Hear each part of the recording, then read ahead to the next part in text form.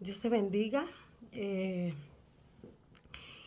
Hoy he tenido una experiencia especial, de esas experiencias que no tenemos todos los días, pero que dentro de la gracia y los propósitos de Dios que se cumplen y se ejecutan cada día de nuestra vida, el Señor nos permite poder disfrutar.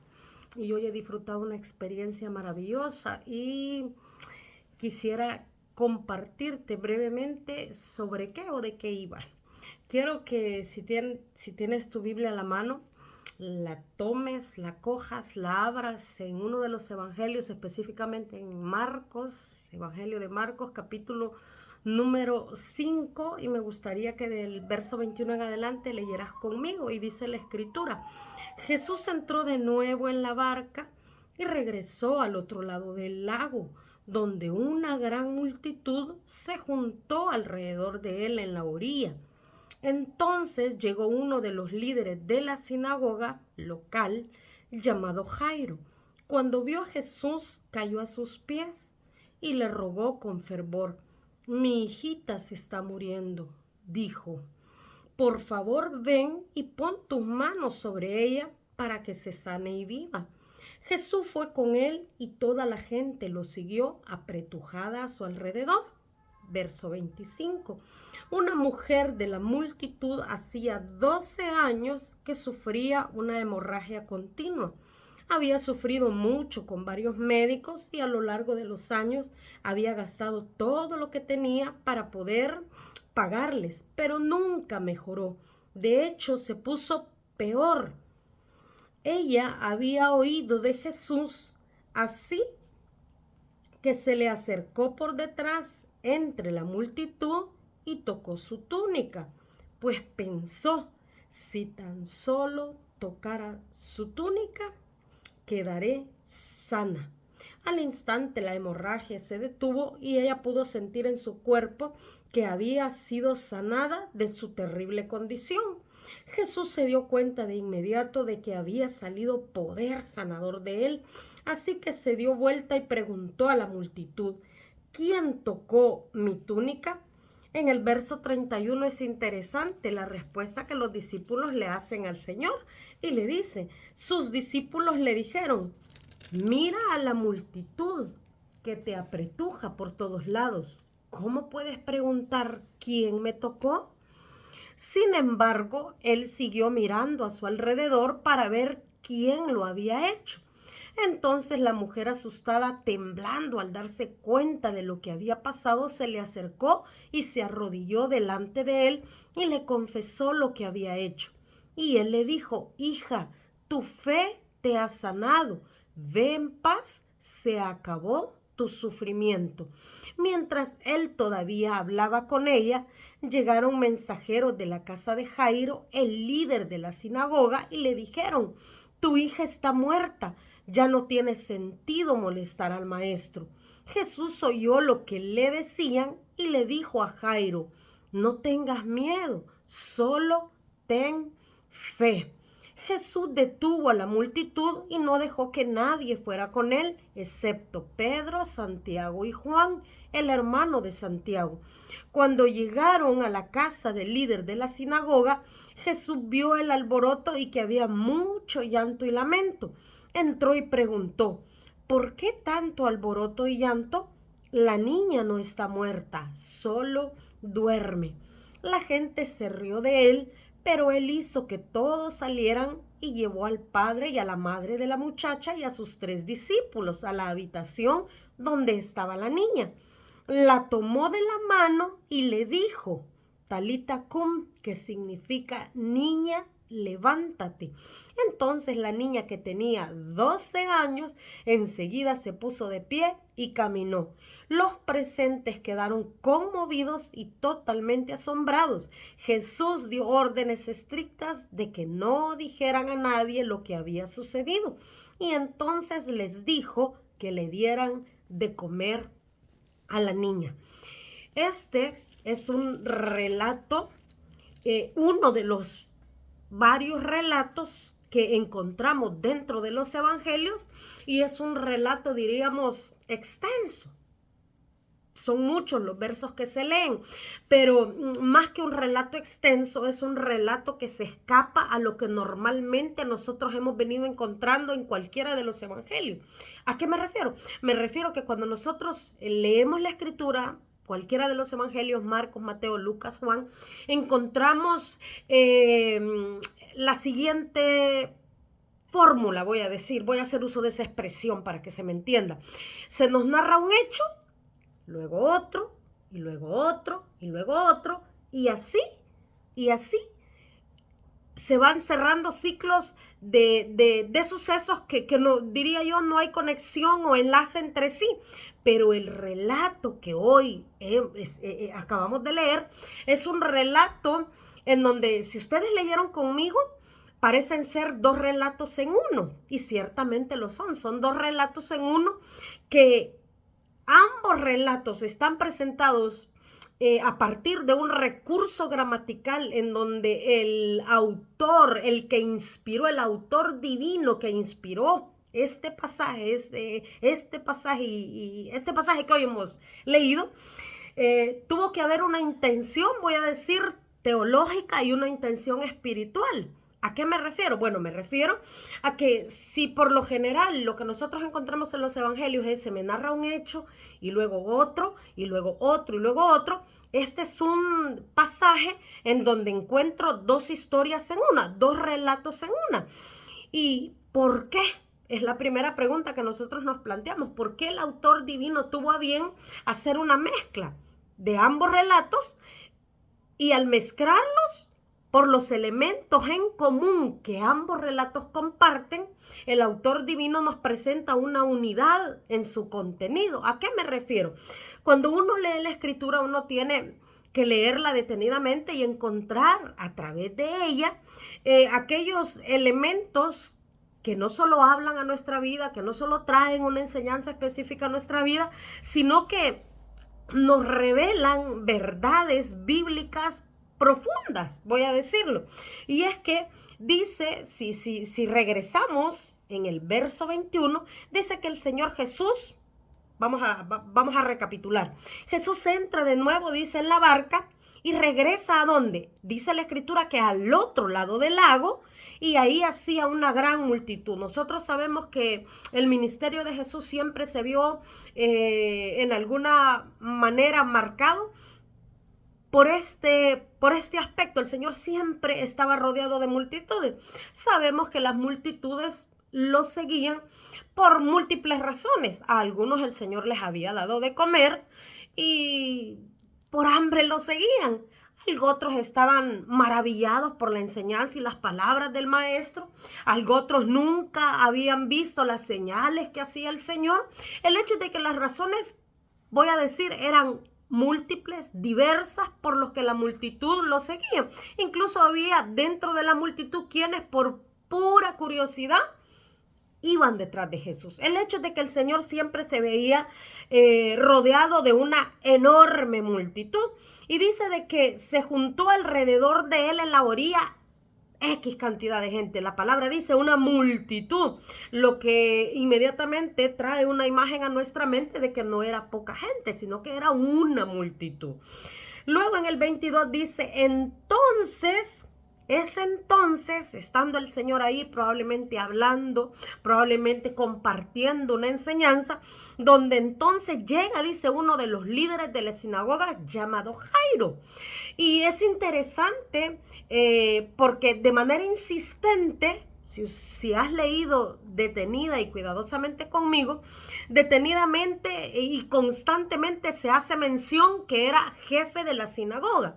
Y en relación a esto, que Jairo era jefe de la sinagoga, hay quienes sientan precedente o posición de que Jairo era un hombre adinerado, era un hombre que tenía poder por el cargo que tenía dentro de la sinagoga, y hay otros que sientan posición de que aún dentro de las sinagogas el Señor tenía seguidores, ¿verdad? Si en la sinagoga el Señor gozaba, no voy a decir del agrado o del beneplácito de los que llegaban a la sinagoga, pero sí que es cierto que también ahí el Señor tenía personas que se identificaban con él. Creo que se me viene a la mente Nicodemo, por ejemplo. Nicodemo que se dice que era maestro, que era fariseo, él vino de noche, ¿verdad? Él estaba en alguna medida inquieto en su corazón por las enseñanzas del Señor, ¿verdad? Por las señales del Señor, por su enseñanza. Y él dice que en la noche hay quienes también sientan que ¿por qué fue de noche? O algunos dicen de que se quería esconder para no mostrarse o ponerse en evidencia de que él estaba maravillado, ¿verdad? Y otros dicen que eran tantas las obligaciones de él que aprovechó ese tiempo. Cualquiera sea la realidad, el hecho de que se acercó y había mostrado interés, pues se dice de Jairo, y el autor divino insiste en decir el jefe de la sinagoga, y no importando, por lo menos para mí, si se tratase de un hombre que ejercía cargo de autoridad dentro de una sinagoga, para mí lo interesante no es si tenía dinero, si era seguidor. No, yo creo que lo que trae verdaderamente un valor para nosotros es el hecho de reconocer que Jairo, mira, en el verso 22 dice, entonces llegó uno de los líderes de la sinagoga local, llamado Jairo, y cuando vio a Jesús, cayó a sus pies, y al caer, dice la escritura en el 23, y le rogó con fervor, mi hijita se está muriendo. Dijo, por favor ven y pon tus manos sobre ella para que se sane y viva. Yo aquí, hermanos, amigos que me están viendo a través de las redes, quiero compartirte algo. Nosotros a veces hacemos mal uso de las expresiones, les damos a veces un significado que no es real. Por ejemplo, ay, yo quiero presentar esta necesidad delante del Señor, y tal vez a lo que tú estás llamando una necesidad es un viaje. Ay, yo quiero hacer un viaje, yo quiero presentar esta necesidad. Eso no es una necesidad. Una necesidad es, por ejemplo, que yo adolezca una enfermedad y yo tengo necesidad de gozar de salud. Eso es una necesidad. Pero de pronto que yo tenga el deseo de ir o visitar o conocer cual o tal país, eso no es una necesidad. Ese es un deseo en tu corazón. Ese es un proyecto probablemente. Eso forma parte de los deseos que son válidos. Todos tenemos anhelos y deseos en el corazón. Pero nosotros llamamos necesidad a cuanto deseo, a cuanto, ¿qué palabra digo? A cuanto todo aquello que deseamos es una necesidad para nosotros. Y ojo, eso no es una necesidad. Una necesidad es llamada y reconocida como tal cuando forma parte de algo vital para mí. Si yo estoy enferma, pues es vital para mí gozar de salud. Eso es una necesidad. Bueno, dice que viene Jairo, se arroja a los pies del Señor y tiene a su hija enferma y le ruega. Y la petición que presenta delante del Señor es una petición que a mí me dice mucho. Número uno, refleja una fe y una confianza de este hombre que se dice ser uno de los principales de la sinagoga, pero está manifestando una fe tremenda ante el Señor. Y ahí de rodillas, dice, a sus pies le dice, pon tus manos sobre ella para que se sane y viva. Él en su corazón tenía la confianza, la convicción, la certeza, la seguridad, la plenitud de saber que estaba llegando a la fuente de donde él podía obtener la respuesta a la necesidad que la hija de Jairo estaba enfrentando. Quiero compartirte lo siguiente, se me había olvidado y te lo menciono. ¿Por qué el autor sagrado inspiró y hace una mezcla de ambos relatos? Porque ambos relatos tienen elementos en común. Por ejemplo, si leíste conmigo, dice que la niña tenía 12 años. Y se dice que la mujer que tenía flujo de sangre, hacía 12 años padecía. Había ido a los médicos y bueno, si leíste conmigo, y yo sé que conoces la porción de la escritura. Entonces, ¿qué nos dicen? Ese número, cualquiera decir, sí, es cierto, hermana, 12 años la niña, 12 años la mujer de padecer enfermedad. Pero eso, más que un elemento en común numérico, nos presenta una realidad. ¿Qué realidad? La realidad es que de un momento a otro, tanto a la niña como a la mujer, la realidad les cambió 360 grados. ¿Cómo así? La niña, una niña de 12 años, ¿qué preocupación puede tener? ¿Qué le puede afligir a la hija de Jairo. ¿Qué aflicción podía tener la niña? La niña había crecido 12 años, probablemente consentida de su padre, amada por su padre, querida por su padre, cuidada por su padre, sostenida en cuanto a la provisión de todas las necesidades que ella pudo tener. No obstante, esa realidad un día le cambió y dice la escritura, que no lo digo yo, que la niña enferma. Y no solo enfermó, sino que agoniza. Y no solo agoniza, sino que más adelante dice, muere. Entonces, aquello que representaba para la niña alegría, felicidad, de poder disfrutar de su padre, cambió. Y eso a nosotros nos dice una primera enseñanza. ¿Cuál enseñanza? Que la vida nos puede cambiar de un segundo a otro. La vida nos puede cambiar totalmente. Yo recuerdo, por ejemplo, y voy a hablar desde mi experiencia personal, la Navidad del 95 para mí fue la peor Navidad de mi vida. Se me da una noticia de muerte. Yo sé que la gran mayoría que me siguen en las redes conocen cuál es mi testimonio, y yo recibo la peor noticia de mi vida en diciembre del año 95. En mayo del año 96 yo estoy enterrando a mi marido, quedándome con mi hijo de 2 años. De un momento a otro, en un periodo de 5 meses, la vida me cambió. Me cambió, como le cambió a la niña y como también le cambió a la mujer que hacía 12 años experimentaba flujo de sangre. Entonces, ¿qué nos debe de enseñar eso? La enseñanza que esto debe dejar en nuestro corazón es que nosotros debemos día a día reconocer que no debemos, número 1, descuidar la salvación que nos ha sido dada por gracia. Nada hemos hecho para recibir de parte de Dios según su perfecta y absoluta voluntad el tener a bien regalarnos el don inmerecido de la fe con la que un día creímos en nuestro corazón para justicia y la que nos orilló para que con nuestros labios confesásemos para salvación. La realidad a la niña le cambió de un momento para otro. A la mujer también le cambió.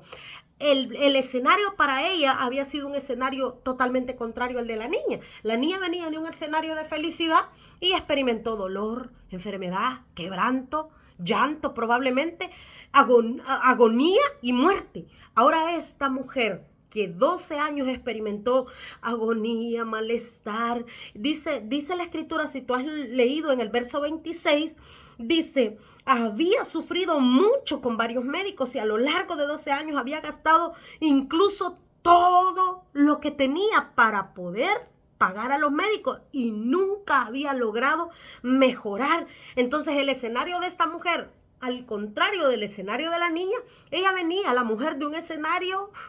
Ella estaría cansada, agotada, frustrada, desesperanzada. Nada de todo lo que ella había intentado hacer había logrado ella obtener el alivio que buscaba. Pero sigamos leyendo. Entonces, tenemos un primer elemento en común. La niña de 12 años y la mujer que 12 años había adolecido una enfermedad. ¿Cuál es el segundo elemento que nosotros encontramos en común en ambos relatos? Y por eso el autor sagrado hace una mezcla de ambos relatos y son presentados en una, voy a decir, unidad gramatical. Y dice de que, sigamos leyendo, en el verso 27, ella había oído de Jesús, así que se le acercó por detrás entre la multitud y tocó su túnica. Pues pensó, si tan solo tocare yo su túnica, quedaré sana. ¿Qué buscaba ella? ¿Qué buscaba? Leamos, pero al leer, seamos detenidamente. Veamos los verbos, los adverbios, los sustantivos, porque esos son los que nos llevan en la dirección correcta. Ella lo que buscaba era tocar. Ella buscaba un toque. Si tan solo lograra tocar el borde de su manto, si tan solo lograra tocar el borde de su manto. Ahora retrocedamos. Mire lo que Jairo, cuando cae a los pies, en el versículo 23 dice que le rogó con fervor, mi hijita se está muriendo. Dijo, por favor, ven y pon tus manos sobre ella. Y fue más, la fe de este hombre expresó ir muchísimo más allá y le dice, para que sane y viva. Pon. ¿Qué buscaba la mujer? un toque. ¿Qué buscaba Jairo? Que el Señor tocara a su hija. ¿Para qué? Para que viva y para que sane. Buscaban un toque. Aquí quiero hacer un alto y quiero decirte la siguiente. La fe, por medio de la fe, Hebreo dice, es pues la fe, la certeza de lo que se espera, la convicción de lo que no se ve. ¿Verdad? Eso es la fe. Es tener la certeza de algo que yo no veo, pero yo tengo la convicción de que lo voy a recibir. Eso es la fe. Y aún en Hebreos dice, es imposible sin fe agradar a Dios. Mas el que a Dios se acerca, es necesario que crea que le hay y que Él es galardonador de los que le creen. Entonces, Jairo cae de rodillas y le dice, mi hijita se está muriendo. Para los que somos padres, yo al leer esto, yo fui trasladada en mi lectura al momento en el que mi hijo tiene 8 meses, la primera vez que yo lo ingreso en el Bloom de los pensionados a mi hijo. Y fue una experiencia triste y lamentable. Lo llevé hasta los 8 meses sin ver gravedad, sin ver nada, y a los 8 meses mi hijo, de la noche a la mañana, tengo que tenerlo ingresado en un hospital. Y yo sé que estando un hijo en cama y adoleciendo, fiebre, incluso mi hijo experimentó, no en su totalidad porque se la detuvieron, una convulsión, porque su fiebre estaba disparada. Entonces, cuando yo leía que Jairo le dice, mi hijita se está muriendo, ven y pon tu mano para que viva y sane.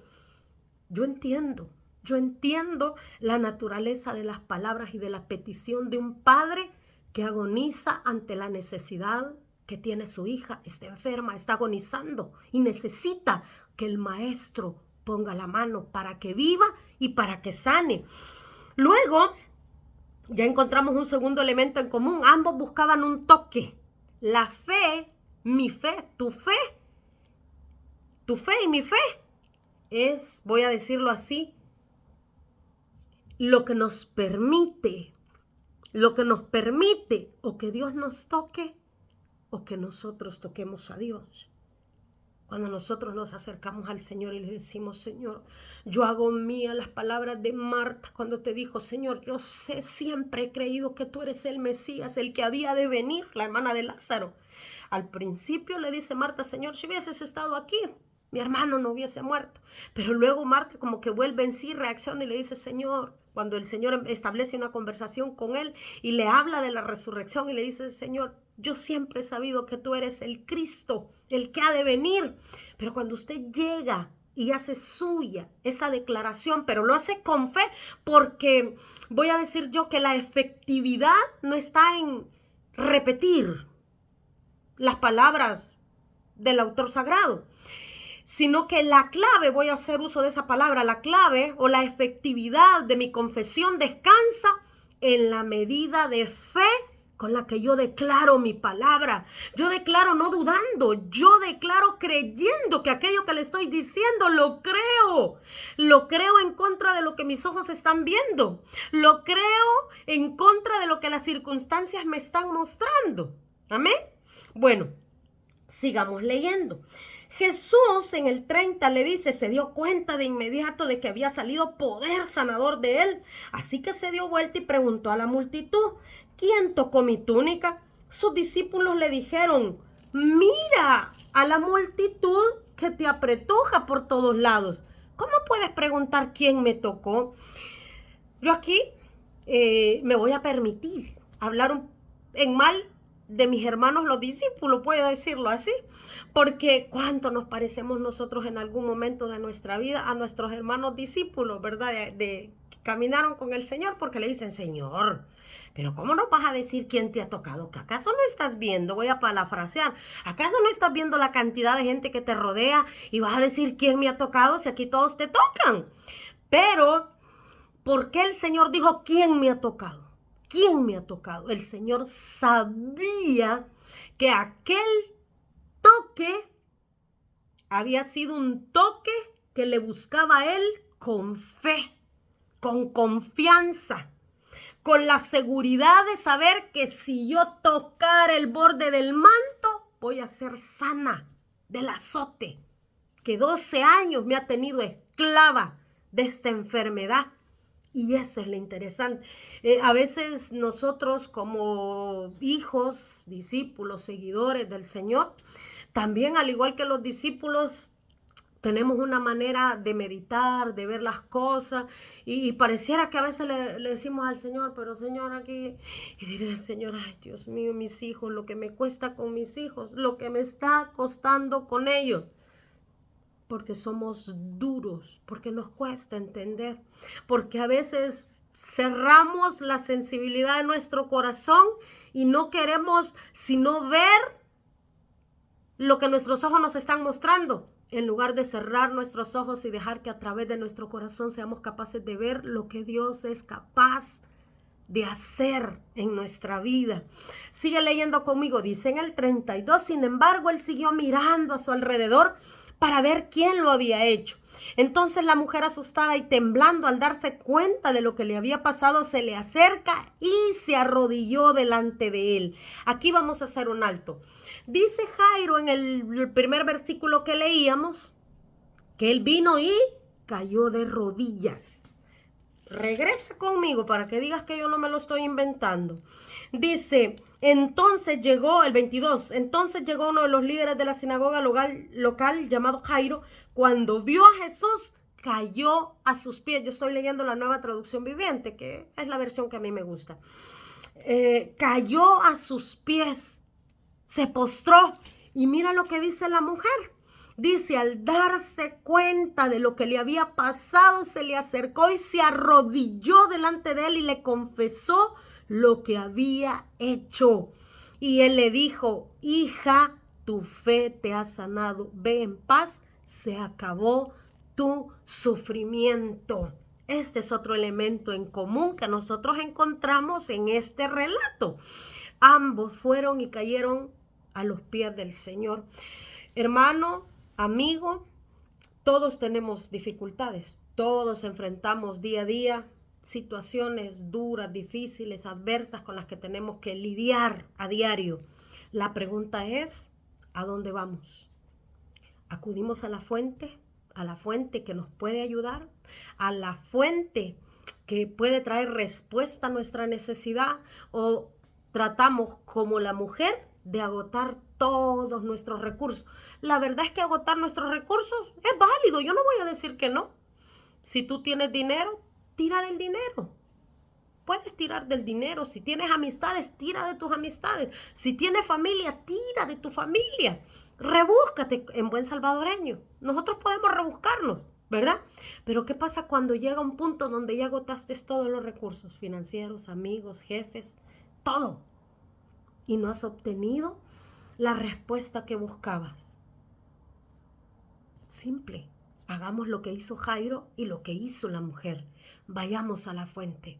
Vayamos y caigamos de rodillas delante del Señor. De rodillas. Y mira qué interesante. Este relato es tan rico, hermanos, es tan rico, y las enseñanzas son tan profundas que yo no soy predicadora, no soy teóloga, ¿verdad? Como para transmitírtelas todas, pero te transmito las que Dios me ha mostrado. Y estos aspectos en común que te he compartido, estoy segura y espero, ruego a Dios que te ayuden, que te hablen, que te muestren, que te hagan pensar y detener que no son las circunstancias. La vida nos puede cambiar en un segundo, pero lo importante, lo necesario, lo vital, no es que la vida nos cambie. La vida, podemos venir de un estado de felicidad a un estado contrario, o viceversa, de un estado de total desolación a un estado en victoria. Pero en ambos casos, nuestra confianza y nuestro descanso, la certeza de saber que la fuente a la que podemos acudir es Cristo Jesús, estamos resueltos y estamos completos. Vayamos a la fuente. Dice, mientras él todavía hablaba con ella, llegaron mensajeros de la casa de Jairo, el líder de la sinagoga, y le dijeron, mira aquí lo que yo te estoy diciendo. Insistentemente el autor divino dice, el líder de la sinagoga. el líder de la sinagoga. Es como que si hubiese una intención teológica de Marcos para decirnos, dentro de la sinagoga, Jesús tenía seguidores. Tenía seguidores y Jairo es uno de ellos. Tu hija está muerta, ya no tiene sentido molestar al maestro. Hay personas que no nos ayudan y tampoco permiten que otros nos ayuden. Fíjense que se acercan y le dicen, tu hija ya está muerta, no tiene sentido molestar al maestro. Nunca te vayas a detener por lo que otros vengan y te digan. Nunca vayas a prestar tu oído para aquellos que no están en la capacidad de hacer algo por ti, por cambiar o transformar tu situación. Y sin embargo, te dicen, ya no hagas eso, no insistas. Deja finalmente que las cosas acontezcan. Déjalo venir, deja que pase. No, ve, preséntate de rodillas delante del Señor y dile, Señor, te presento esta necesidad. Haz lo que Jairo hizo, haz lo que la mujer hizo, esta mujer. Y sigue leyendo conmigo. Dice, Jesús oyó lo que decían y le dijo a Jairo, no tengas miedo, solo ten fe. La fe es tan necesaria, es tan vital, es tan importante para el creyente, porque nosotros, los hijos de Dios, debemos de aprender a desarrollar nuestro carácter espiritual, y el mismo no es trabajado sino a través de todos aquellos procesos, voy a decir, en donde nuestra fe es probada. Cuando yo tengo dinero en el bolsillo, fácilmente me puedo declarar en fe. La pregunta es, ¿yo me puedo declarar en fe también cuando tengo dinero en las cuentas de banco? Cuando tengo salud, cuando todo marcha bien. Mi fe no debe de depender de las circunstancias. Mi fe depende de la identidad que Dios me ha dado, de la manera gloriosa, maravillosa, soberana en la que el Señor se ha manifestado a mi vida. Y por lo tanto las circunstancias jamás serán mayores al Dios que me ha llamado. Amén. Sigamos leyendo. Dice, Jesús detuvo a la multitud y no dejó que nadie fuera con él, excepto Pedro, dice, Santiago y Juan, el hermano de Santiago. Cuando llegaron a la casa del líder de la sinagoga, Jesús vio el alboroto, que había mucho llanto, mucho lamento, las famosas plañideras, vean. Dice, entró y preguntó, ¿por qué tanto alboroto y llanto? La niña no está muerta, solo duerme. En el 40 dice que la gente, la declaración del Señor, cuando Él dice, ¿por qué tanto alboroto y llanto?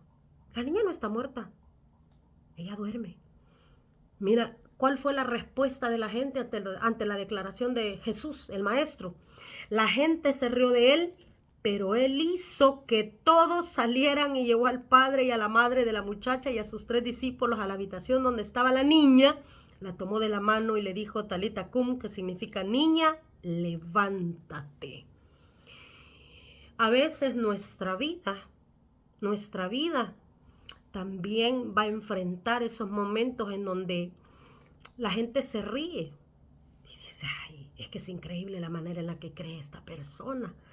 Y les parece a ellos locura. De hecho, la Escritura dice que el hombre natural, el hombre que no conoce lo sobrenatural de Dios, esto es locura.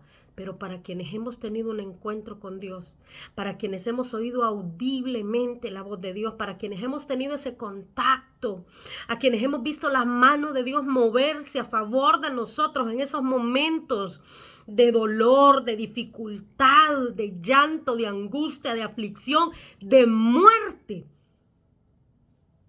Sabemos que este es poder de Dios. La palabra de Dios es inefable, es inerrante. Y quien descanse y deposite en ella su confianza, habrá victoria. Mire lo que dice la Escritura. La toma de la mano y le dice, levántate. La niña, que tenía 12 años, enseguida se puso de pie y caminó. Los presentes quedaron conmovidos y totalmente asombrados. Es así como quedan las personas que miran que aquel corazón que le ha creído a Dios, dice la Escritura, el Señor no lo deja avergonzado. Y cuando aquellos que se han reído, que han dudado, que a lo mejor han estado ahí, ¿verdad? Que no dejan, no ayudan, no hacen nada y que lejos de eso quieren poner, voy a decir así, tropiezo, no les queda otra sino quedar asombrados de lo que Dios hace en favor de aquellos corazones que le creen. Te animo para que leas tu escritura, para que te sumerjas en ella y para que a través de cada uno de los relatos que encontramos en ella, encuentres que el Dios de la Escritura es un Dios vivo, es un Dios real, que ante las adversidades del día a día, nosotros tenemos una fuente a la que podemos acudir, tenemos una fuente a la que podemos llegar y decirle: aquí estoy, sedienta, aunque mis ojos físicos me muestren lo contrario. Mi corazón está viendo tu mano moverse en favor de mi vida. Esperaré con paciencia, esperaré en tu debido tiempo, en el perfecto tiempo de Dios, para que Dios se glorifique y se manifieste en favor de tu necesidad y de mi necesidad.